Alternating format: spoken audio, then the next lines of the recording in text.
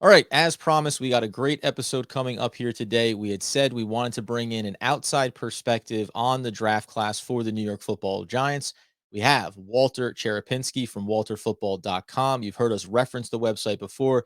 They do an absolutely excellent job scouting players coming out of college, kind of getting them into those rankings. We know where all these big boards can sit, but it's really just a good discussion around, did the Giants, did Joe Schoen reach a little bit too high on some of these prospects? Would Walter have gone in a different direction in the second and third rounds? And ultimately, even if the value was a little bit off, did Big Blue still do an effective job filling needs and in the big picture, getting guys that can be contributors on this roster? I won't spend too much time at the top of the draft, where I think it's pretty easy to hit home runs when you're in the top 10. We know what Thibodeau, we looked at the review that was over on walterfootball.com, everything but the references to his brand and how important New York can be for marketing himself. I think everyone's excited about his upside as a player. You can touch on him if you want, but I was more intrigued around Evan Neal and this idea that obviously a very talented prospect, but as we saw just across the stadium with the Jets, and taking Mekhi Becton, big offensive linemen do inherently come with some level of risk around injuries.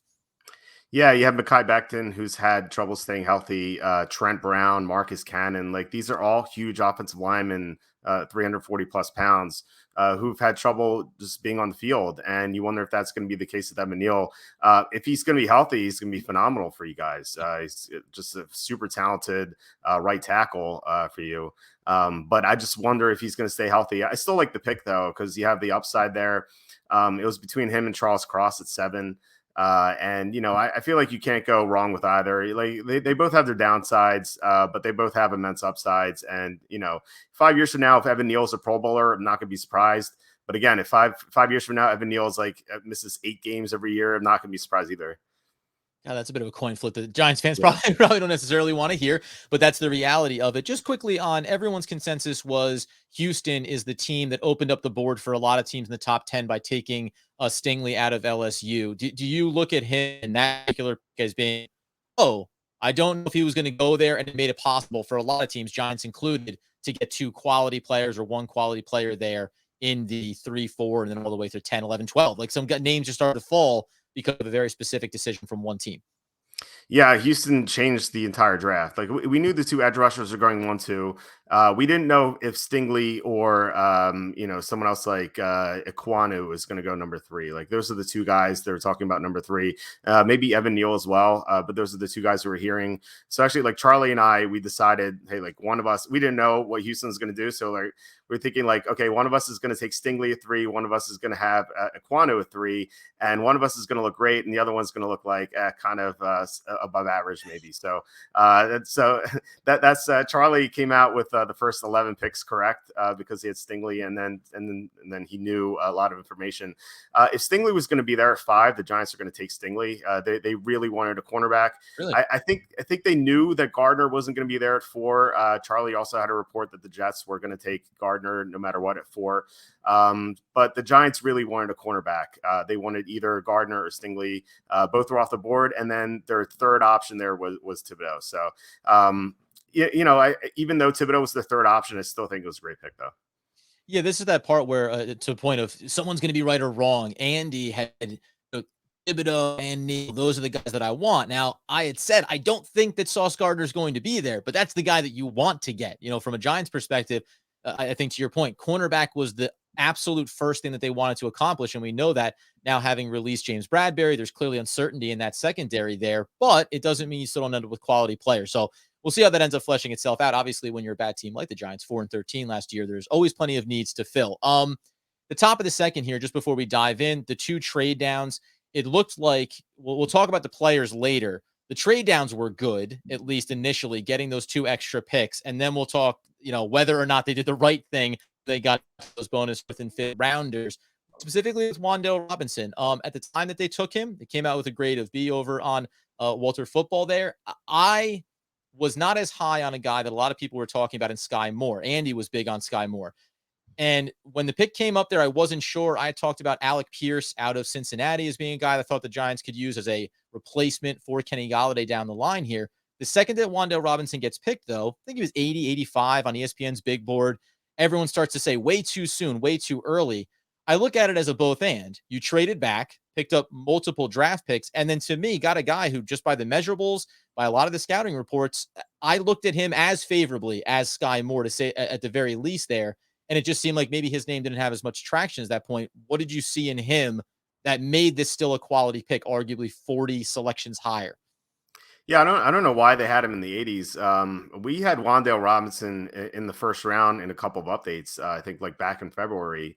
Months ago. So I like this value. I actually think it's like it's probably where it maybe a little bit later than it should have been. Like I think like Wan'Dale Robinson could have gone in the 30s. So I like the value.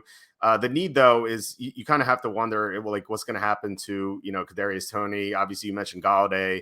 The Giants have questions at receiver, but they have talent. And like so, if Toney can stay clean off the field and healthy, and if Galladay can bounce back, you kind of have to wonder like maybe the Giants should have gone in it with a different position. But I like Robinson as a player. He's an amazing route runner. He's quick. He's small. He's kind of like Toney, just smaller, a bit slower, but he's a much better route runner than Toney. Do you think that then quickly on Robinson, because we said this too, it's, Toney is a joystick, right? Tight quarter spacing, really make a lot of shiftiness north and south, left and right. Whereas Robinson seems to get the ball in his hands, and what he does upfield is going to be high impact. Can he be a number one wide receiver if another couple of years from now the Giants aren't talking about a new contract for Kadarius Toney, the draft pick from the previous regime? I think he has the potential to be there. I think he's probably going to be number 2 in the NFL, but I think with his great route running and his he's very quick, as you said, like he can make things happen once he gets the ball in his hands. If he turns out to be number 1 receiver, I'm not going to be shocked. Like I said, we had him in the bottom of the first round at times, so I think that's kind of the range where you're kind of hoping that you get a guy who's going to be a number 1 receiver. All right, so then we turn our attention to, I think, where things start to get interesting. Let's put it that way. I don't know if this felt like a draft class unlike other years where teams were operating even more heavily off of their own boards as opposed to the overall big board. And I mention this because Cole Strange, he goes to the Patriots. That seems shocking, right? There's the clip out there from the Rams saying, we thought we are getting him at 100 and something. He goes in the first round. Now, by and large, the consensus was a little early to be taking a player like that.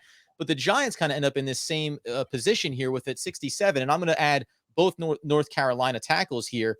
Ezeudu, obviously, and then also McCathan comes a little bit later. Now, Ezeudu gets kind of beaten up here on this prospect grade. This is one of the spots that Joe Schoen went to in person, and it feels a little bit like they also took another undrafted free agent out of LSU to go with Flott, we'll get to in a second, that I was there. I saw these guys with my own eyes, and maybe there's a little extra bonus value of bringing in 2 players that have experience with each other from the collegiate level. Why is Ezeudu purely where they took him that gets such a bad grade as opposed to the potential? And you can even, how much of that factors in? If I think that player X can be a eventual starter in the league, will the grade still look lower if you take him a round and a half too soon? Yeah, so I've had this debate with like Cowboy fans with Travis Frederick. When the Cowboys took him in the first round, I think everyone said that was a reach.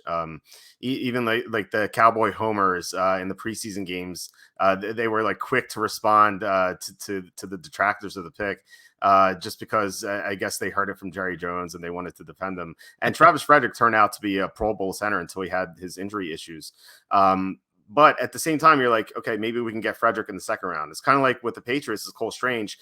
Cole Strange could become a Pro Bowl guard, but maybe they could have gotten him in the second round and someone else in the first round. It's kind of how I feel about Ezeudu. Like, yeah, I mean, they took him in the third round, and Ezeudu could end up being a good player. He's a good athlete, I think. He played tackle and guard. Yeah, I think he's going to play guard in the NFL. He could be a good guard, but I wonder if the Giants could have taken him at 112 or 114. It's kind of, we had him in the 4th, 5th round range. To take him in the 3rd, I thought that there was a reach. And I feel like, given what else is there, I think they should have gone in a different direction. Like I mentioned the quarterbacks in my grade, both Malik Willis and Matt Corral were there, and they dropped for a reason for sure. They could end up being nothing. And then I think the Giants, if Daniel Jones doesn't have a good season, I think they'll want to take one of the quarterbacks in the 2023 class. But I think at some point you have to take a shot in these quarterbacks. And just because you draft one of them doesn't mean you can't take, Stroud or Young in 2023. You look at the Cardinals, even they drafted Josh Rosen in the first round, and then they took Kyler Murray the next year at number 1 overall. Like, you can do it. And I think with the quarterbacks, what you have with Daniel Jones, I think you had to have some competition. You don't have like a young quarterback who's going to challenge him for the future. So I think I would have gone with one of the quarterbacks instead of Azudu at 67. So that's because we even talked about a little bit on the back end of, well, you're not going to take a quarterback in the first round or maybe even high in the second round. So many needs, but at some point, the value board, and you go look at where a Malik Willis or where a Desmond Ridder was listed on a draft board relative to grade to quarterbacks coming out next year. And at some point, you have to do the math of, we could be catching a falling talent here. Specifically though, then at 67, because obviously the Giants come back around, they go with Flott there, who we'll touch on. And I almost want to ask it now, because if you flipped those, one of the players that I was high on that actually went to Cleveland right after was Martin Emerson. If I sat here and told you the Giants went with Emerson there, and I know that ended up getting a low C grade, but that looked like, from what I was reading, it's based on what Cleveland currently has on their roster.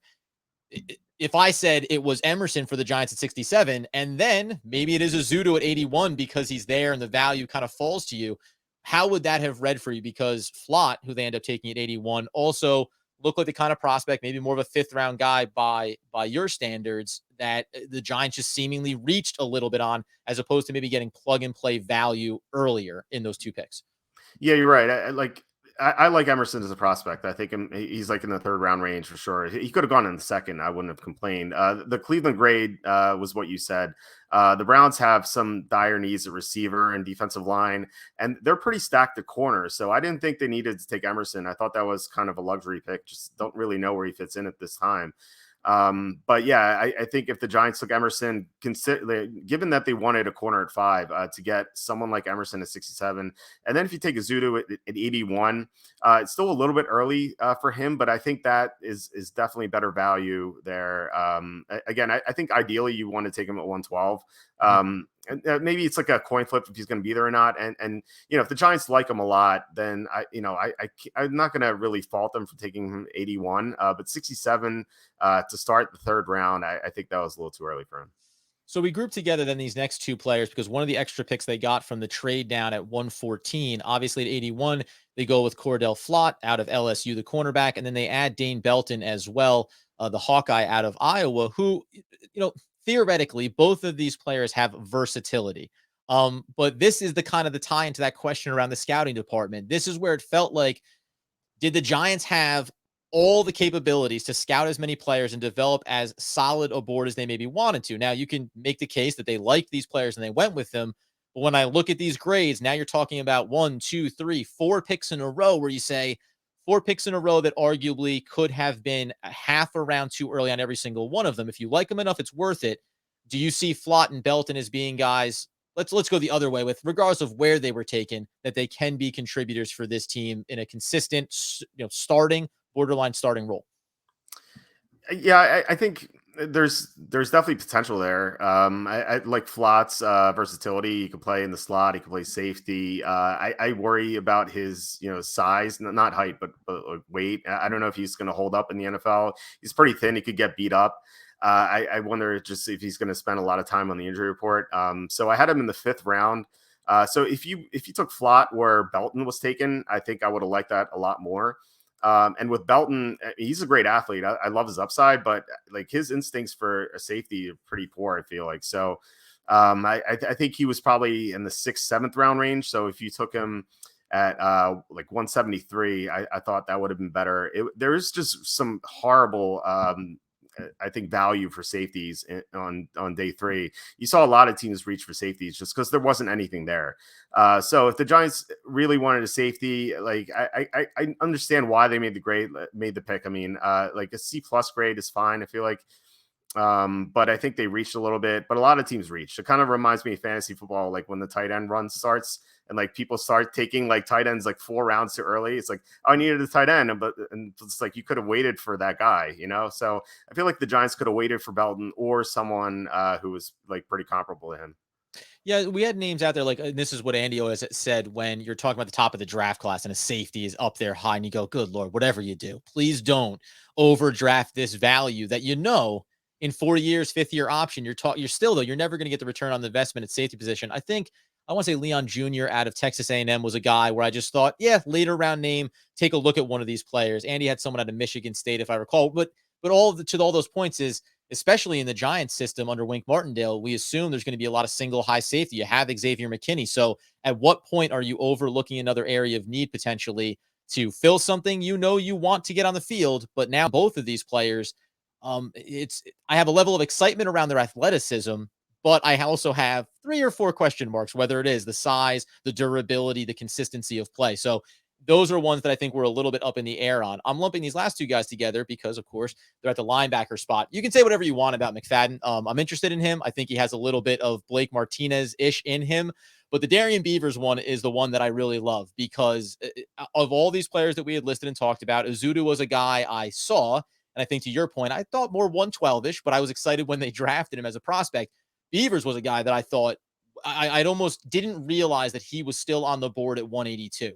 I look at him, especially for the Giants right now, as being he plugs in, he starts playing right now. He has a skill set that they can utilize. This feels like not just a steal for the Giants, but one of the bigger steals in the draft overall. Yeah, I feel the same way because when I grade these picks, I just do it like right away. Like there's no break. I don't even get up for like 6 hours. It's insane. And so like these names just come off the board to me, and I'm not even looking at who's available. And when I hear 182, the Giants take Darrian Beavers, I'm like wait, like sixth round, I had him in the fourth round. Like that's great value. Yeah, he's a great athlete. He's very physical for linebacker. I love his upside. If the Giants took him at 112, I would have liked it. To get him at 182, I thought that was a huge steal for sure. So that was my favorite pick of the Giants value wise like throughout this draft. And on McFadden, because again, I compare him to Martinez just in that, yes, he has a skill set. I think he's downhill. He's a run stuffer. That works great for you. The thing that the Giants have lacked so much of in that linebacking core is sideline to sideline ability, which you can look at Darrian Beavers and say, does he have that half a step less than what you want to be a full range linebacker? Maybe. But McFadden does feel slightly in the old mold of linebacker as opposed to maybe where you want guys to be. On the roster overall, when you think about Thibodeau and having McFadden, adding in a guy like Beavers, and then you also have Azeez Ojulari from last year, does the complement inside of that linebacker group make you feel good about these players overall together as opposed to if you just isolate one by themselves? Yeah, it feels like they got some players for specific situations, and I feel like that's with McFadden, he's kind of small. I feel like he's gonna get run over in the running game, so you want him just on passing downs. I think he's athletic, That's but disappointing. sorry. Because no, when we first looked at him, my thought was sorry. My thought was just like you see the way he does go downhill and attack. I know he's a little bit undersized, but do you think so? He has enough upside value on passing downs, covering the tight ends potentially, because that's the thing that we feel like the Giants have lacked there, especially with a guy like Blake Martinez. Great against the run, but if you have to pick up someone out of the backfield or that tight end, boy, are you in a hard spot. Yeah, I think he has the potential to do that. Like he's a pretty athletic linebacker, and I think I think there's definitely potential for that. Well, I mean, we'll see. I thought he was drafted a little too early. Like I thought if you flipped McFadden and Beavers, like that would have made more sense to me. But they ended up getting both anyway, right? So I guess it doesn't really matter in the end. But I think to your point, where you're drafting players for situations. I like that. On the third day of the draft, I think that's what you're trying to do. You're either trying to get upside, or you're trying to get like guys who are going to fill key roles, and I think that's what the Giants did. So then overall, because we heard a little bit of this on the national coverage around the draft, that the Giants, Joe Schoen, really setting a good foundation for what they're trying to do here. And it's not going to be a 1-year process. This is going to be this draft class, this potential cut group that's going to come out around the league, next year's draft class, next year's free agency when they have more money to work with. Did they do a good enough job here where you think 11 picks coming out of this draft? How many of them? I mean, obviously, the top two. We think Robinson's going to be good. But then when you get to that third round and you say, was this a little bit too high? How many guys out of this group here do you think are starters for this team? Because let's just disregard where the value was taken. But when you draft 11 players, you better be fielding 5 starters, right? Maybe a little bit more into the 6 as far as key contributors for this team. Did they do enough of that, even if it's going to maybe be in the case of an Azudu or a McCathan, guys that you're looking at down the road here a year? Yeah, they might have gotten 5 stars. I'm just looking at their picks and trying to figure out like who, because you're kind of hurt with Wan'Dale Robinson because he's not going to be I don't think he's going to start right away. Just because the Giants are pretty stacked at the position, or at least we think so. We'll see what happens to Tony. Like he could end up being a starter. I guess it really depends on what happens in training camp in the preseason, because like Azudu could win a starting job. Like Flott could be a starter. Bellinger could be a starter at some point this year. Like we'll see. It's not a guarantee though. Like there could be as few as 3 starters in this group, but there could be as many as like 5 or 6. I'm just not confident in what the Giants did overall value wise, but they did get potential starters, and it'll be interesting to see how all these rookies fare in training camp. I mean, we did not need to say anything of Bellinger, who does feel like a guy. Let him come along here. You have 2 veteran tight ends ahead of him. A lot of that, to your point, training camp. Hey, if you win it, they released James Bradbury. Now on the earliest of depth charts, Flott's listed starting on the outside. I don't know if that's a confidence boost or not, or more of a concern for what they need to accomplish. Ultimately here, though, we'll see how it fleshes out for the Giants over the course of this offseason. Do you now, how quickly, as someone who's providing this depth chart of draft prospects, do you get to enjoy the NFL season? This part of the training camp. Do you continue to look at these prospects and see how they evolve with these teams? Or, as we know, there's already some boards up there for people to look at for 23 and 24. Do you immediately turn the page over to, well, where's my next board? Who stacks up where? Which team missed already, knowing they're going to need to replace that player in 12 months?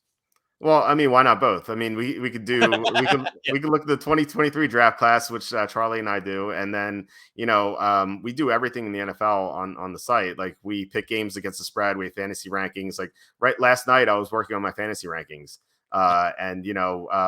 so we do everything. So like I'm obviously gonna monitor all these guys and see how they do in training camp. I watch every preseason game just to get kind of an edge on handicapping the NFL.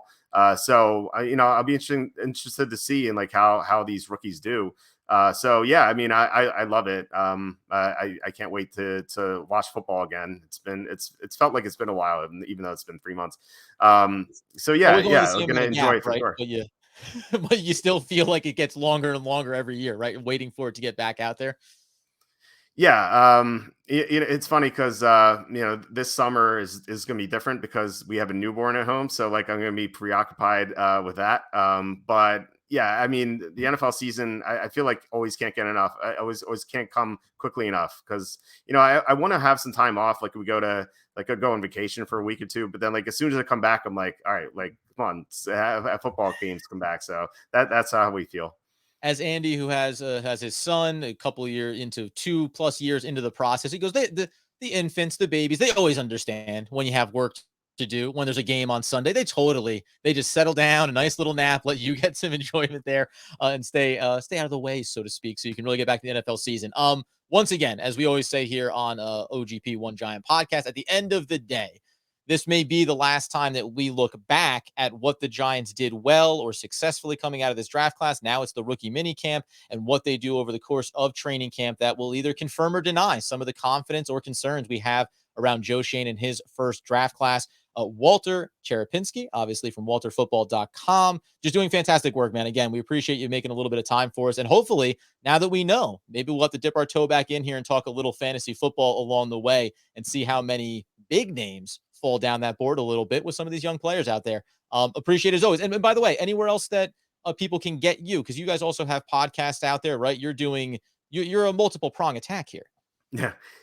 We're on YouTube, so you can just search Walter Football. Outside of walterfootball.com, I'm on Twitter at Walter Football. So, any platform, just type in Walter Football and you might find me. I'm not on like TikTok or anything, but you can probably find me on, Facebook, Twitter, etc. There's an age range for TikTok, and I don't know if I fully am still locked into that. We'll put all the links in the show notes. Again, thank you so much to Walter, walterfootball.com. Go get it. Awesome stuff. And we will be back again soon, as Andy Makowitz would want, need, and nay, demand the people know. As always, let's go Big Blue.